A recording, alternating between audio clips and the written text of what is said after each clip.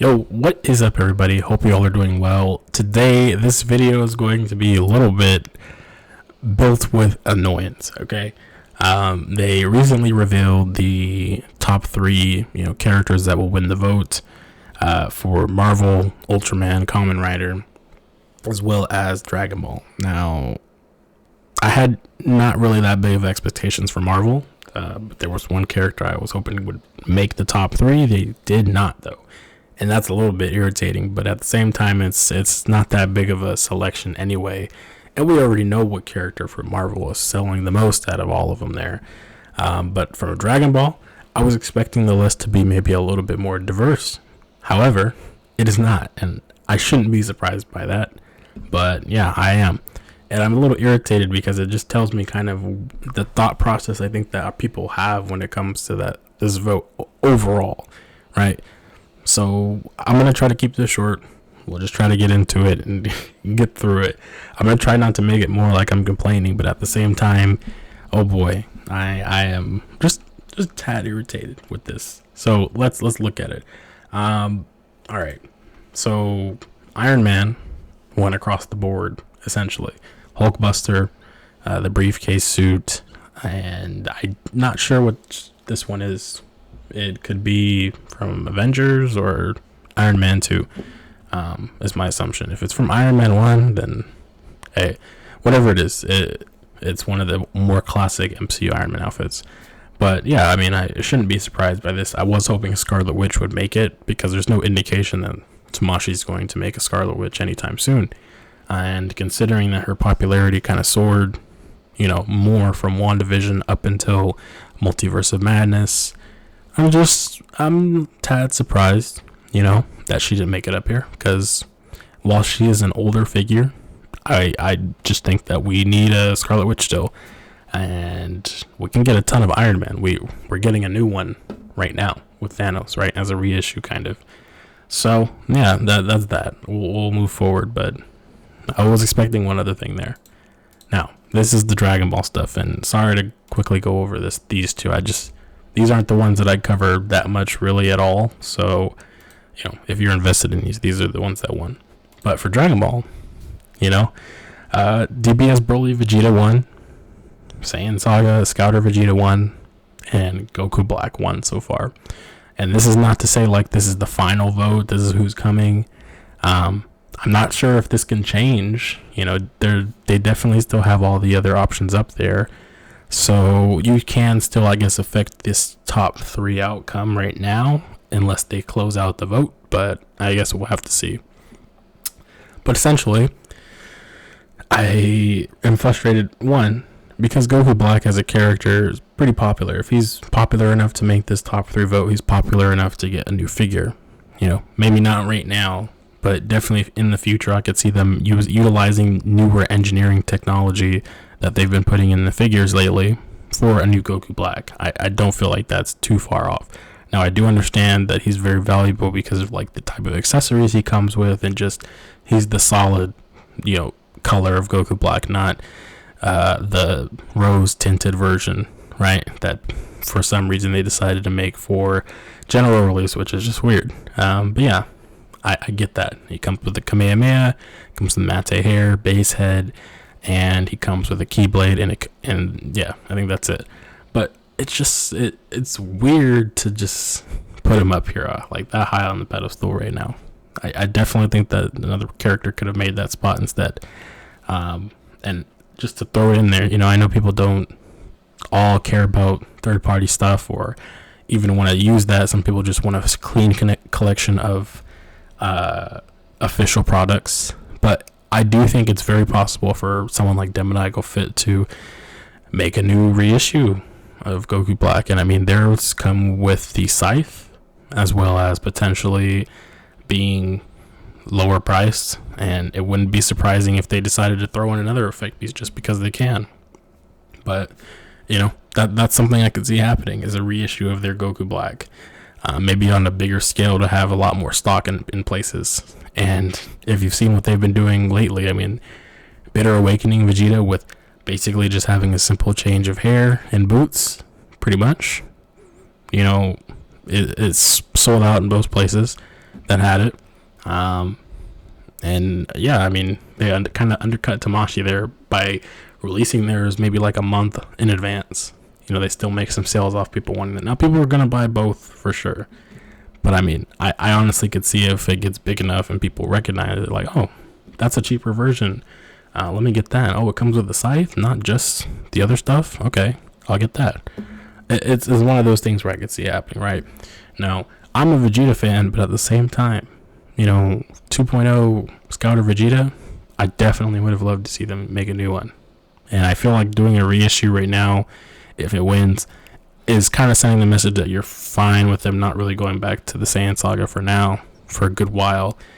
And, you know, we could one day go back, maybe get a ×4 Kaioken Goku that's battle damage or something, maybe a little bit beefy with the arms. You know, the newer arms for the 3.0s look a little bit more muscular and stuff like that. They could definitely do something like that. But in turn, I would also want a new Vegeta, because this next two more of the updated figures doesn't always look the best. I do like the classic hair for it and, you know, all that stuff. But definitely think that this Vegeta deserved to be up there on a nomination for new figure, not reissue. And if they wanted to reissue it, definitely think that it deserved to be reissued way before, not because of this vote. And lastly, DBS Broly Vegeta. I know a lot of people value this Vegeta because 2-head sculpt, Super Saiyan Blue, Super Saiyan God. The outfit is pretty cool. But, I mean, he doesn't come with anything much else after that when you think about it. I mean, crossed arms and regular set of hands. So, I mean, why his price soars that high to like the 120s up to 150s, I don't know. I feel like he's not necessarily worth that much. He's cool for sure, but that much money for that kind of figure, don't think it's worth it. And yes, okay, you can make the argument, yeah, it's that high, we should get a reissue. But, you know, again, it's a Vegeta that's a 2.0 that if they do reissue, it's just going to change mostly in the hair, face, and maybe some of the colors change a little bit, right? So essentially, it's like a premium color version for reissue that's on general release now. But now that Demoniacal Fit has the mold that they've been using for Armor Vegetas, it wouldn't surprise me if they want to make that and say, let's make a new Armor Vegeta. People are eating up our Vegetas, let's do one now, while also giving more effect pieces like a Gallic Gun or a Final Flash like they did for the last one, and giving an aura effect, the Super Saiyan Blue aura effect, or Super Saiyan God aura effect, or whatever. You know, there's too many things that you can see how this plays out. Now, preferably, I would have liked to see some Dragon Ball characters get some love on that list. Jace, I know there's maybe not a whole bunch of Ginyu Force fans, but, you know, a lot of people talk about, well, you know, there was never really an opportunity to get such a figure. It was Premium Bandai and all that good stuff. Well, this would have probably been an opportunity maybe to see it as not Premium Bandai or something like that.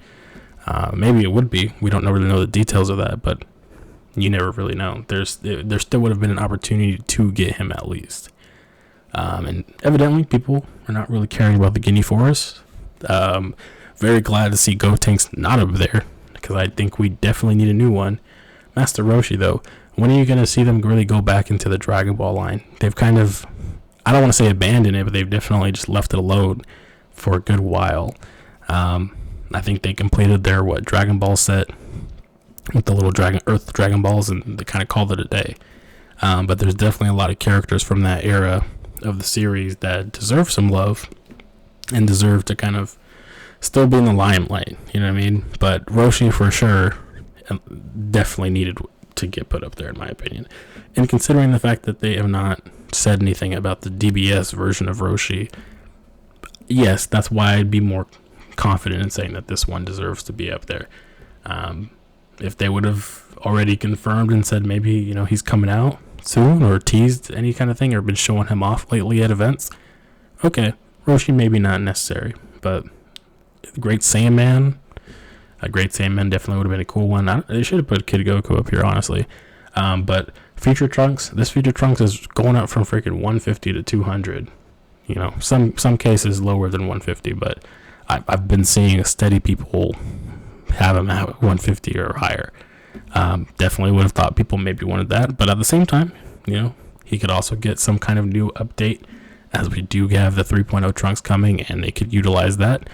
And yeah, I mean, there's Grade 8 Vegeta. I know a lot of people would have liked that as well. DBS Broly, compared to the New York Comic Con one, I mean, better bang for your buck here. You're getting more accessories, and on top of that, it just looks better. It looks better just standing anywhere, rather than it feeling like kind of dull. And this is just my opinion on that New York Comic Con premium color Broly, but it looks very dull without proper lighting, like stage lighting or natural lighting. Other than that, it just kind of looks just bland, because it's meant to be showcasing that new reflective whatever kind of paint that they wanted to do on it, that they've got like for the Kaioken Goku. But yeah, I mean, that's my thought process on this stuff, and I know everybody's got different ways that they're thinking about it, but that's how I feel about it. And that's why I'm just a little bit salty, because I just feel like that's how some of these things could play out. Demon Eye Go Fit again. Demon Eye Go Fit looks for opportunities basically to undercut Tamashi. Bitter Awakening is probably the best example of recent, So yeah, I'll leave it there. I won't keep going on and on and on and on, but that is pretty disappointing. But anyways, you let me know down below. How'd you feel about the vote so far? Who did you vote for? Who are you hoping, wins out of these three, I guess? But yeah, I'll catch you guys in the next video. Have a good one. Peace.